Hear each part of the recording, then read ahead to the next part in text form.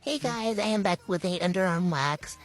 I am prepping my client's skin with the Waxing Lovely cleanser, and then I am gonna go in with some powder to help with that extra moisture before we start getting ready for our wax.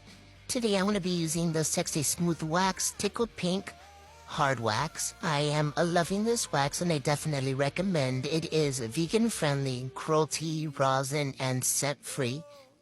So that is definitely a plus. It applies so smoothly, and I love how it gives you clean pores every single time.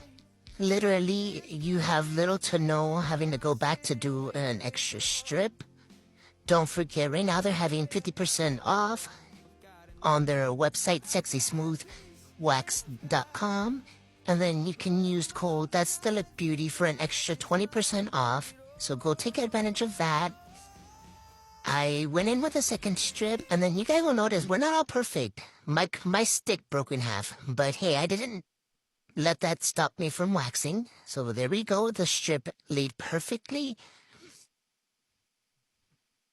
Here I am listing it, and literally left it clean. Look at that. Perfect. Go get that wax, guys. Do not sleep on them. Bye.